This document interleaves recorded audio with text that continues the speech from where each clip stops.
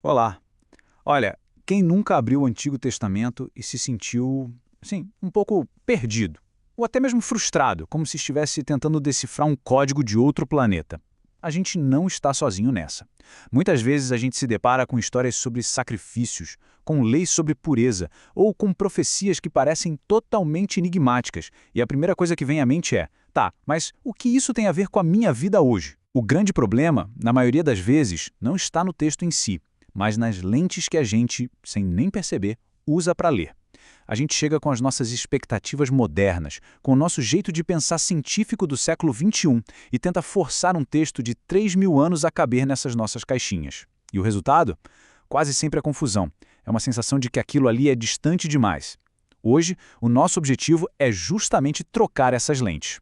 Vamos fazer um mergulho profundo no mundo do Antigo Testamento para tentar entendê-lo nos seus próprios termos, respeitando seus gêneros literários. E para essa jornada, a gente vai ter um guia de peso, o trabalho do acadêmico John H. Walton, que nos oferece um verdadeiro kit de ferramentas para uma leitura que não é só mais informada, mas que se torna infinitamente mais fascinante e, por que não, transformadora.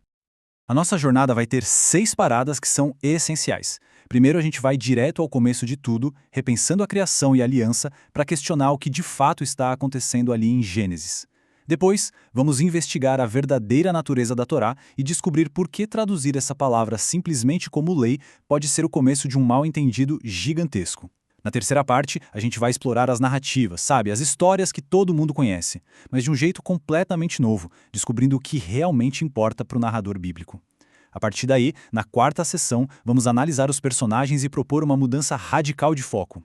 Nossa quinta parada será um mergulho no universo da sabedoria e dos salmos, conectando tudo a um conceito central, a ordem divina. E por fim, vamos encarar de frente o desafio da profecia, aprendendo a distinguir entre o que é revelar planos e o que é simplesmente prever o futuro.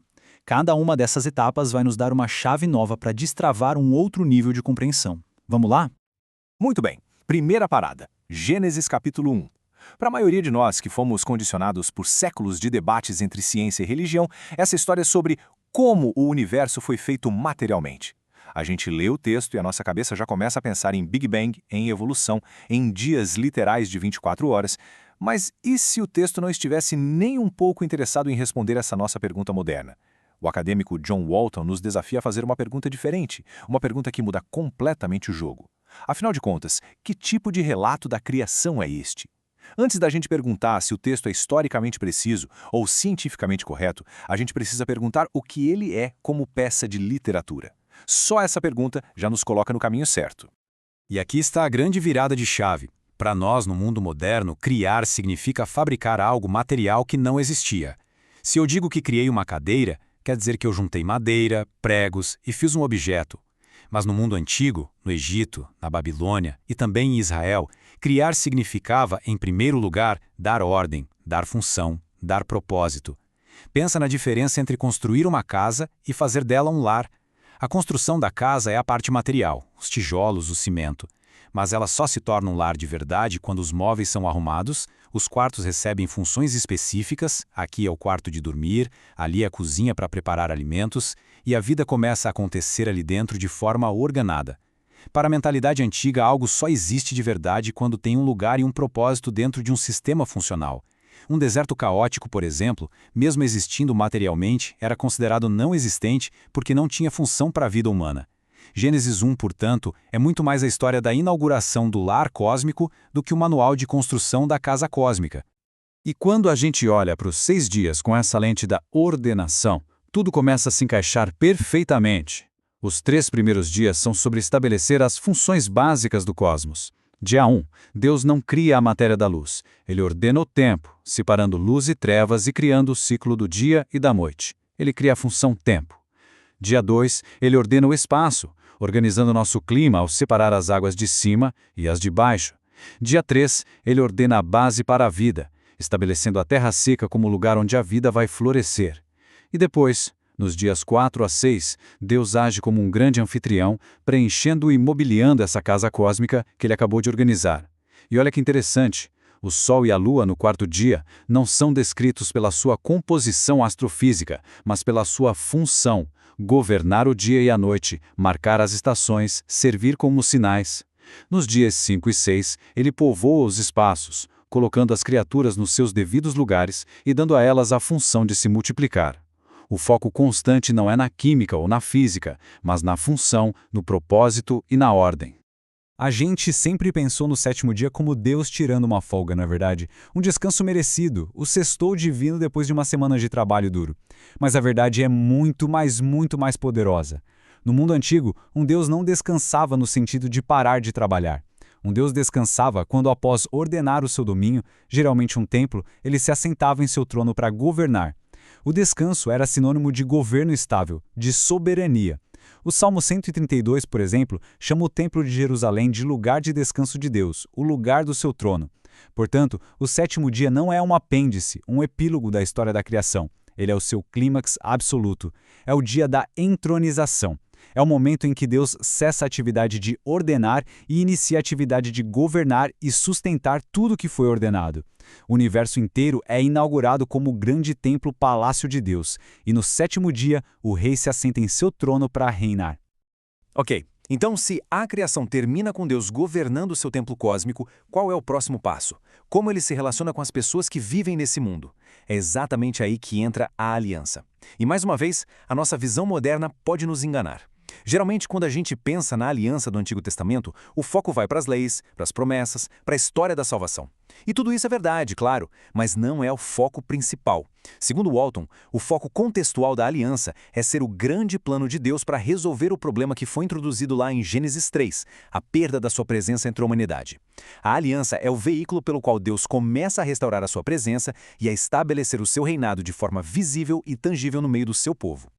E essa citação explica a mecânica disso de uma forma brilhante. A estrutura da aliança de Deus com Israel no Sinai é extremamente parecida com os tratados de suzerania daquela época. Basicamente, esses eram acordos políticos entre um grande imperador, o suzerano, e um pequeno rei vassalo. O imperador oferecia proteção e o vassalo, em troca, prometia lealdade absoluta e exclusiva. Ao usar esse formato, a Bíblia está fazendo uma declaração política e teológica radical. E HWHW não é apenas mais um Deus no panteão, ele é o Rei soberano de Israel. Isso explica por que o primeiro mandamento é tão central e porque a idolatria é vista como traição, como alta traição política. Num mundo politeísta, era normal adorar vários deuses, mas ninguém em sã consciência poderia jurar lealdade a dois imperadores diferentes ao mesmo tempo. A aliança, no fundo, era uma coroação, e só se pode ser leal a um rei. Então, vamos amarrar as pontas dessa primeira grande mudança de perspectiva? O que a gente descobriu até aqui? Primeiro, Gênesis 1 não é um livro de ciência sobre a fabricação de matéria. É um relato teológico sobre Deus estabelecendo ordem e função no cosmos, inaugurando-o como seu grande templo. Segundo, o sétimo dia não é o fim do trabalho, é o começo do governo. É o momento em que o rei assume o trono. E terceiro, a aliança não é apenas um conjunto de regras ou promessas. É o plano de Deus para trazer sua presença de volta para perto da humanidade e estabelecer formalmente o seu reinado sobre um povo específico, Israel. Percebem como os temas de ordem, presença e reinado se conectam de forma tão poderosa? Vamos para a nossa segunda sessão, e para uma das palavras mais importantes e talvez mais mal traduzidas de toda a Bíblia, Torá. Quase sempre a gente traduz como lei, e essa única palavra acabou criando séculos de confusão. Ela nos faz pensar nos 5 primeiros livros da Bíblia, o Pentateuco, como um gigantesco e exaustivo código legal, cheio de regras que, para nós hoje, parecem estranhas, arbitrárias. Mas e se essa ideia de um código legal estiver completamente equivocada? E se a Torá for algo muito diferente e muito mais profundo?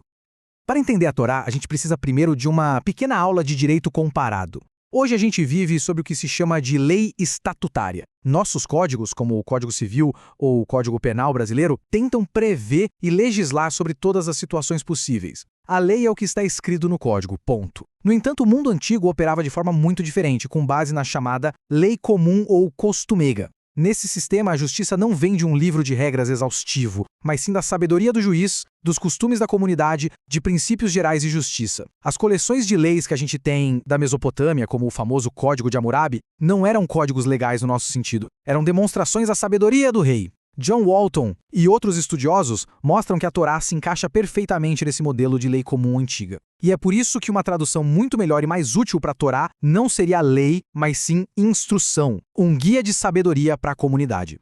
Então, se a Torá não é um livro de regras completo, o que ela é? Esta citação explica perfeitamente. Pense nela menos como um manual de instruções e mais como uma coleção de estudos de caso ou exemplos paradigmáticos. A Torá não diz, aqui estão as regras para todas as situações imagináveis. Em vez disso, ela diz algo como, aqui estão exemplos de como um povo sábio, que vive na presença do seu rei divino, resolveria certas questões. Ela não tem a intenção de ser exaustiva. Ela quer, na verdade, moldar a mente e o coração do povo para que eles mesmos possam tomar decisões sábias em situações novas, com base nos princípios e na sabedoria reveladas nesses exemplos. O objetivo final não é a obediência cega a uma lista, mas o cultivo de uma sabedoria que busca a ordem de Deus na vida comunitária.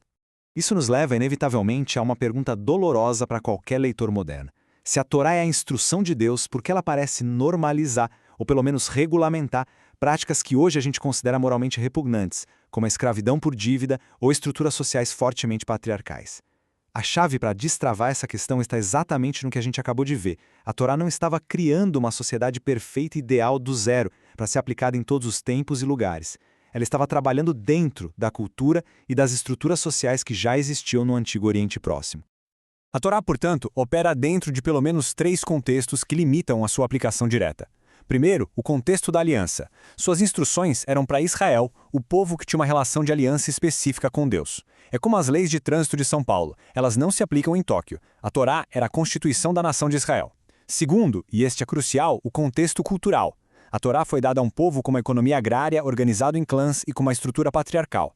Ela não inventou essas coisas. O que ela fez foi entrar nesse sistema e injetar sabedoria e justiça, regulamentando essas práticas para proteger os mais vulneráveis. Ela não diz o patriarcado é o ideal de Deus, mas sim, ok, dentro desse sistema patriarcal que vocês têm, aqui está uma maneira mais justa e ordenada de viver.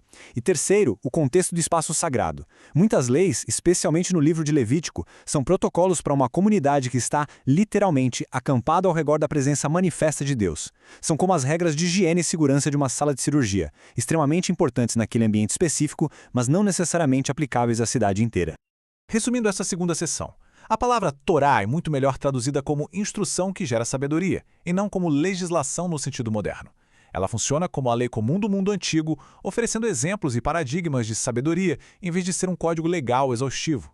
E, o que é crucial, a Torá não estabelece um sistema social ideal para toda a humanidade, mas oferece instrução divina para um povo específico, no seu tempo e na sua cultura, ensinando esse povo a viver de forma ordenada e santa na presença do seu rei.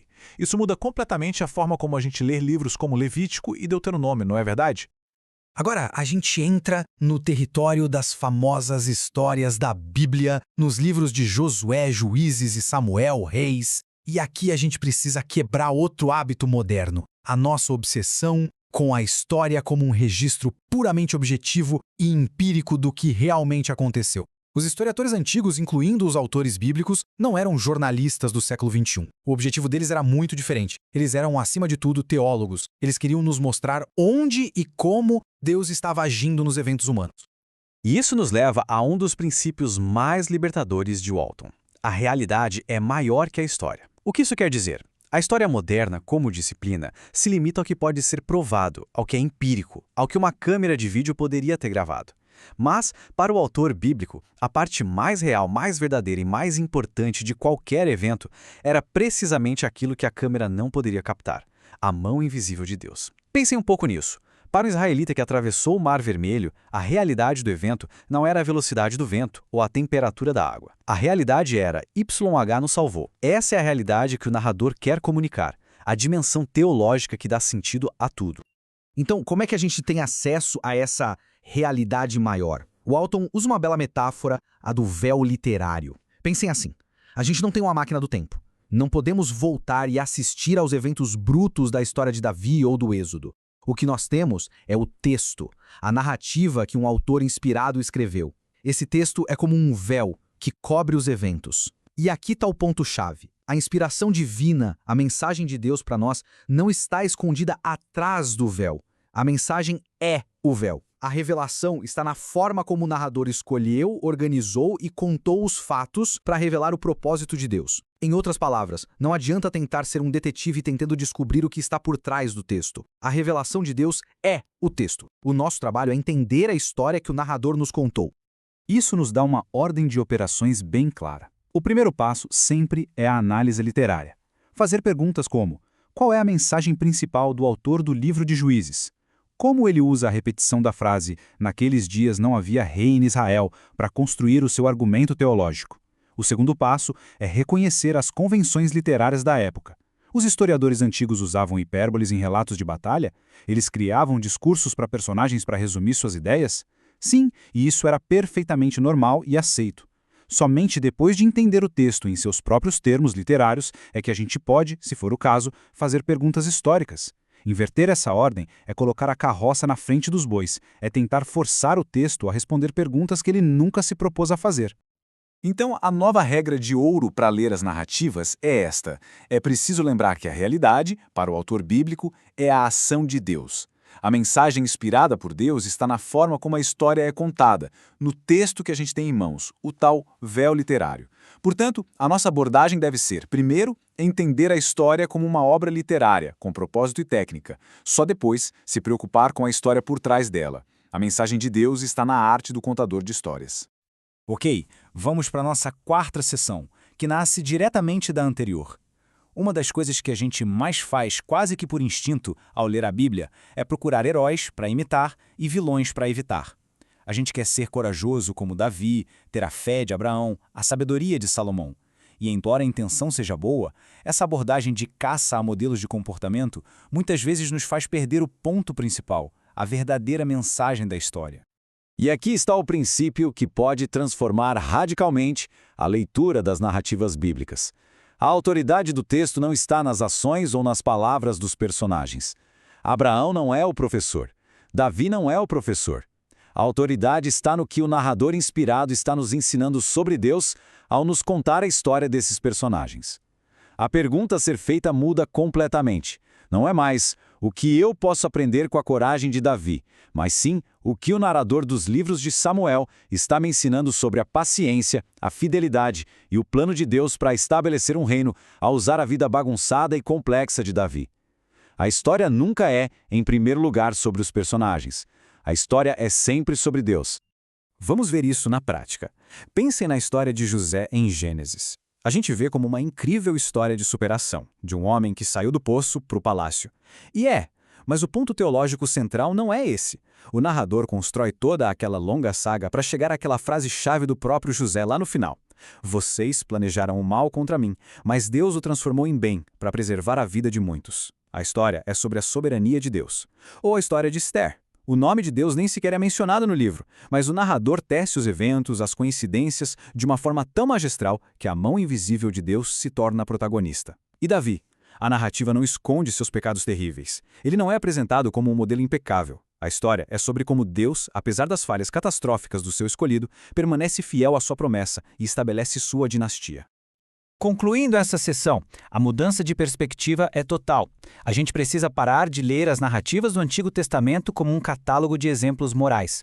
A autoridade bíblica não reside nos personagens, mas naquilo que o narrador, inspirado por Deus, nos ensina sobre o caráter e os planos de Deus através das vidas complicadas e muitas vezes bagunçadas desses personagens. A pergunta que deve nos guiar é sempre: o que esta história me revela sobre Deus? Porque o protagonista de Gênesis e Apocalipse é sempre Deus. Chegamos à nossa quinta sessão, e aqui um conceito-chave que a gente viu lá no início, na criação, volta com força total: a ideia de ordem. Lembrem-se, em Gênesis, Deus cria o cosmos estabelecendo uma ordem funcional. Pois bem, a literatura de sabedoria, livros como Provérbios, Jó e Eclesiastes, é, em sua essência, um manual de instruções sobre como perceber, entender e viver bem dentro dessa ordem estabelecida por Deus. É a busca pela harmonia com o jeito que Deus fez o mundo funcionar. A palavra hebraica para sabedoria, chokma, é fascinante. Não se trata de QI ou de conhecimento enciclopédico. Não é sobre ser um gênio.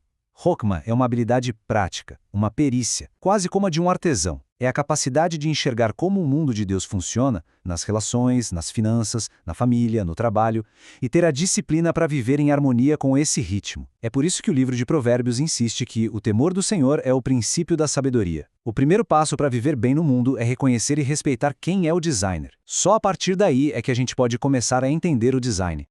E aqui a gente precisa corrigir um erro muito, mas muito comum, especialmente com o livro de Provérbios. A gente lê os provérbios como se fossem promessas de Deus com firma reconhecida em cartório. Por exemplo, Provérbios 22:6. Ensine a criança no caminho em que deve andar e até quando envelhecer não se desviará dele. Muitos pais se apegam a isso como uma garantia divina de que se fizerem tudo certo, seus filhos jamais se desviarão. Mas não é. Isso é uma generalização sábia, um princípio. Está dizendo que, em geral, uma boa educação produz bons frutos, mas não é uma fórmula mágica nem uma promessa contratual. A sabedoria descreve o que é provável em um mundo ordenado, não o que é infalível. O interessante é que a própria Bíblia contém correções para visões simplistas da sabedoria. O livro de Jó é um ataque frontal à teologia da retribuição simplificada. Aquela ideia de que se a pessoa é boa, tudo vai bem e se sofre é porque pecou. Jó, um homem justo, sofre terrivelmente. E o livro nos mostra que a ordem de Deus é muito mais complexa e misteriosa do que as nossas pequenas fórmulas. Da mesma forma, Eclesiastes corrige a nossa busca moderna por sentido na carreira, no prazer, no conhecimento. O autor tenta de tudo e conclui que, por si só, tudo é vaidade, uma corrida atrás do vento. Ele nos ensina que a verdadeira sabedoria não é encontrar um sentido que nós mesmos criamos, mas confiar na ordem de Deus, mesmo quando a vida parece caótica e sem sentido aparente. E os Salmos? Nós geralmente usamos o livro dos Salmos como um livro de orações, e não há nada de errado com isso. Mas qual é a mensagem do livro como um todo, como uma coleção organizada? O Walton argumenta que o tema que costura cada lamento desesperado, cada grito de alegria, cada pedido de ajuda é um só: a afirmação do reinado de YHWH. Em todas as circunstâncias possíveis da experiência humana, da mais profunda depressão à mais alta euforia, a resposta final do saltério é: Deus ainda é o Rei. A mensagem do livro não é apenas ore desta forma, mas em tudo o que você viver, afirme a soberania de Deus. Recapitulando nossa quinta parada, a sabedoria bíblica, a Hokmah, é a arte de viver em harmonia com a ordem que Deus estabeleceu no mundo. O livro de Provérbios nos dá os princípios gerais desse caminho, mas eles são generalizações, não promessas. Livros como Jó e Eclesiastes nos alertam contra visões simplistas, nos convidando a confiar na sabedoria de Deus, mesmo em meio ao mistério e ao sofrimento. E o livro dos Salmos, como uma grande sinfonia, nos ensina a fazer do reinado de Deus a nota fundamental de toda a nossa vida. Finalmente, nossa última sessão, a literatura profética. Nenhum outro gênero bíblico é tão popular e, ao mesmo tempo, tão mal interpretado. A nossa cultura tem uma obsessão por prever o futuro, e a gente tende a ler os profetas como se fossem videntes, com uma bola de cristal, tentando encaixar suas palavras antigas nas notícias de jornal de hoje. Mas essa abordagem, além de perigosa, nos faz perder completamente a poderosa mensagem que eles tinham para o seu próprio tempo. O primeiro e mais importante ajuste que a gente precisa fazer é entender que profecia não é primariamente previsão, é, acima de tudo, proclamação. Os profetas não eram futurólogos, eles eram os advogados da aliança de Deus. Eles olhavam para a situação presente de Israel, a corrupção, a idolatria, a injustiça social, e diziam: com base nos termos da nossa aliança com Deus, isso é o que vai acontecer se vocês não mudarem de rumo. Ou, inversamente, apesar da sua infidelidade, Deus tem um plano de restauração. Eles revelavam os planos e o caráter de Deus, que são consistentes e não satisfaziam a curiosidade humana sobre o futuro distante. Também é crucial separar dois gêneros que muitas vezes a gente mistura: profecia e apocalíptica. Eles não são a mesma coisa e têm regras de leitura diferentes. A profecia clássica que a gente encontra em Isaías, Jeremias, Amós, geralmente vem como uma mensagem direta de Deus, a palavra do Senhor. O foco é na história de Israel, na aliança, e a mensagem é um chamado ao arrependimento. Já a literatura apocalíptica, como em Daniel ou em partes de Ezequiel e Zacarias, vem através de visões estranhas, cheias de símbolos, mediadas por anjos. O foco dela é cósmico, universal, e a mensagem é um chamado à perseverança para um povo que se sente impotente em meio a grandes impérios. Tratar Daniel como se fosse Jeremias leva a todo tipo de confusão. E aqui está a chave de ouro para não se perder na literatura apocalíptica. A gente fica obcecado com as imagens malucas, os animais com múltiplos chifres, as estátuas de diferentes metais. Não faça isso. O Walton nos alerta: a visão bizarra não é a mensagem. Ela é apenas o palco, a ocasião para a mensagem. A mensagem de verdade, a que importa, é quase sempre uma frase curta, clara e simples que um anjo intérprete diz no final para explicar o significado geral da visão. Em Daniel 7, depois de toda aquela visão assustadora das 4 bestas, a mensagem do anjo é basicamente: maus impérios virão e perseguirão o povo de Deus, mas no fim, Deus os julgará e entregará o reino eterno ao seu povo. Foque nessa declaração clara, não em tentar identificar cada chifre com um político moderno. Esta é talvez a distinção mais sutil e importante de todas. A gente precisa sempre separar a mensagem original do profeta do seu cumprimento posterior. A mensagem é aquilo que Isaías ou Miqueias comunicaram de forma inteligível para as pessoas do seu tempo. O cumprimento é como os autores do Novo Testamento, séculos depois e com a nova revelação em Cristo, enxergaram um padrão mais profundo e um desdobramento surpreendente daquela mensagem original. Pense assim, a mensagem de Oséias 11:1, do Egito chamei o meu filho, era sobre Deus ter tirado a nação de Israel do Egito no Êxodo. O cumprimento identificado por Mateus é como ele viu um padrão se repetindo na vida de Jesus, que também saiu do Egito. Oséias não estava prevendo Jesus, ele estava falando de Israel. Mateus viu um eco, um cumprimento mais profundo. São duas coisas diferentes. Para encerrar nossa última sessão de análise, os ajustes na nossa leitura são claros. Primeiro, a profecia mais sobre proclamar os planos de Deus no presente do que prever detalhes do futuro. Segundo, a gente precisa aprender a identificar e respeitar as diferenças entre os gêneros de profecia clássica e apocalíptica. E terceiro, e talvez o mais importante, devemos sempre nos perguntar primeiro qual era a mensagem original para a audiência daquela época, antes de saltar para a questão do cumprimento, especialmente o cumprimento em Cristo, que muitas vezes é uma camada nova e mais profunda de significado. E assim chegamos ao final da nossa jornada. Ao longo destas 6 sessões, a gente reuniu um kit de ferramentas poderoso. Aprendemos a ver a criação não como um debate sobre matéria, mas como a inauguração da ordem de Deus. A entender a Torá não como um código legal frio, mas como uma instrução sábia para uma comunidade. A ler as narrativas não como biografias de heróis, mas como testemunhos da ação soberana de Deus na história. A ver a sabedoria como o caminho da harmonia, os salmos como o hino ao reinado de Deus e a profecia como a revelação dos seus planos. Cada gênero tem sua própria música, sua própria lógica, e agora temos uma chance muito melhor de ouvi-la com clareza. Se pudéssemos destilar tudo isso em 4 princípios essenciais para levar para casa, seriam estes. Primeiro, o contexto é rei. O contexto literário, histórico e cultural não é um extra opcional. É a chave que abre a porta do significado. Segundo, a ordem é o fio condutor. Da criação do cosmos à busca pela sabedoria, o desejo de Deus por ordem, função e propósito é um tema que unifica todo o Antigo Testamento. Terceiro, o foco é Deus. Em cada gênero, em cada história, em cada lei, o protagonista, o centro da mensagem é sempre Deus, seu caráter e seus propósitos. E quarto, humildade hermenêutica.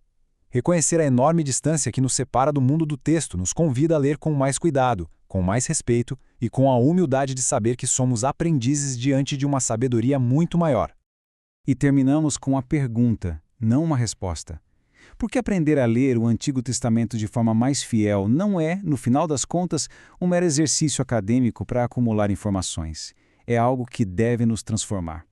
Se agora compreendemos um pouco melhor como Deus age, como Ele estabelece a ordem, como Ele governa, como Ele se revela e como Ele cumpre seus planos de maneiras surpreendentes, a grande questão que fica é: como esse novo entendimento molda a nossa fé, as nossas ações, a nossa participação na história contínua de Deus no mundo hoje? Como isso nos torna parceiros mais sábios e fiéis em seus propósitos? Essa é a pergunta que uma leitura responsável, em última análise, nos convida a viver. Muito obrigado.